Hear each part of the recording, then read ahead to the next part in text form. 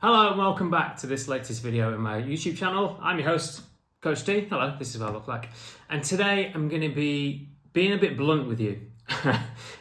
Something I've spoke to a couple of clients about recently and trying to explain it in a bit more detail. I have done a podcast episode on this, by the way, but I'm just going to try and give you a bit more information, and you may not have heard that. So it's about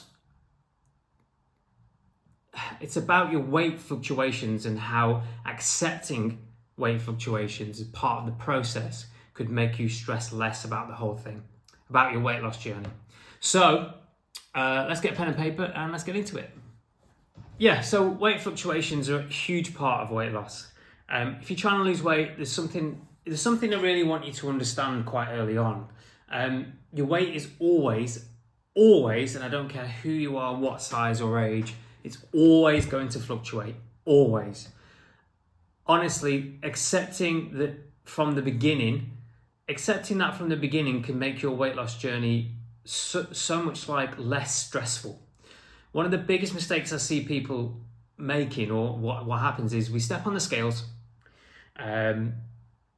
we see a small increase, and then we immediately start thinking, I've got something wrong, something's not working, the process isn't working, or I need to be better and diet harder, or I need to go and do an extra hour's worth of cardio every day. But a change in the scales doesn't automatically mean that you've gained any body fat. It's in fact, it'd be impossible overnight to do that.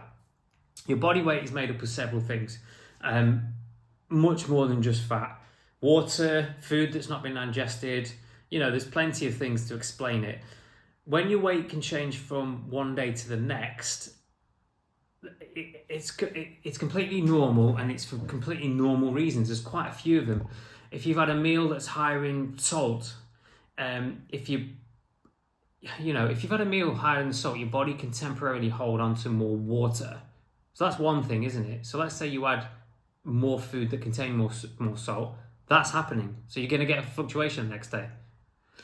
If you've eaten more carbs than normal on that day, your body can store some of those carbohydrates as glycogen alongside water. So that's like that. It's not saying avoid carbs. It's just something that happens. It's a very basic biological thing that happens. Even simply having a bit more food in your track, in your system, can mean the number on the scales is higher the following morning. I know it's annoying, but it's as natural as you breathing, or you waking up every morning, or it's very natural process, and we need to accept it. On top of that, there's your menstrual cycle, which can affect it, whichever phase you're in. Thanks, Satan, by the way. But yeah, there's so many hormonal changes and water retention. They can cause temporary increase in your body weight around your period. So seeing the scales move up doesn't necessarily mean you've gained any fat. Let me say that again. Seeing the scales go up at any point doesn't necessarily mean that you've gained any fat. More than likely, it's not. And here's something really important. Fat loss isn't linear. It doesn't always happen constant. You might have a week where you lose, half a kilogram, and then the following week you lose 1 kilogram. The next week you lose no kilograms. Or you might see the scales go up slightly, and then the week after that, no change, and then they drop again. It's all very normal. The overall trend is what we're interested in, and that's what I look at when I'm coaching my clients. Think about it like driving somewhere. You're traveling 100 miles, you're not going to drive in a perfectly straight line every single second of that journey.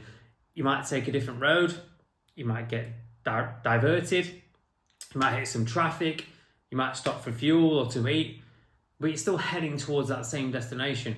Weight loss is very similar. We're looking at the direction you're heading in over time rather than obsessing over every single weigh-in. That makes sense?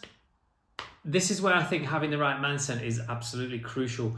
If you see the scales go up by a pound and you immediately start panicking, you might start changing things that don't actually need changing. You might start slashing your calories down to poverty calories. You might skip meals because of it. You might add loads of extra cardio in, and you can end up making the whole process much harder than it needs to be. Instead, ask yourself this: what does the overall trend look like? Look at your weight over several weeks rather than judging yourself based on one morning. The NHS actually recommends aiming for steady weight loss, and so do I, rather than taking, trying to lose weight like dead quick or dead suddenly. With around like, I'd say half a kilogram maybe per week, that's quite commonly suggested, like a pound a week.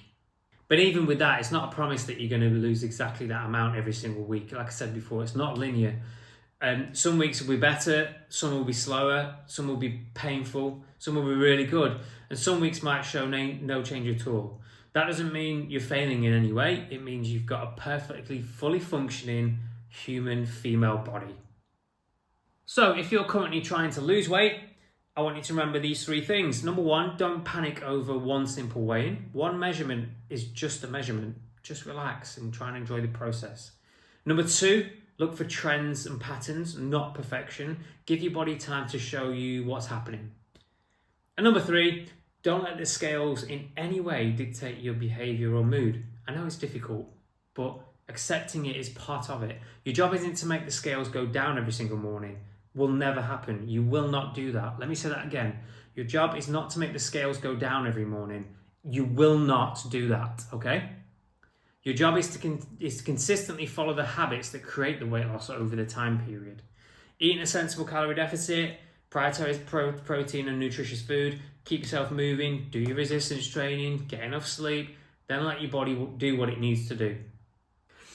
Okay, if you can accept the ups and downs early on in your journey, you're going to remove so much unnecessary stress over that period. Ultimately, that's what we want. It's not just to lose weight, but to learn how to manage your weight without consistently or constantly worrying about what the scales are doing. Here's my final thought on this. The goal isn't a perfect downward line. The goal is a downward trend that you can actually sustain. I hope that helps. Thank you for watching. I'll see you next time. That was very serious. Jesus.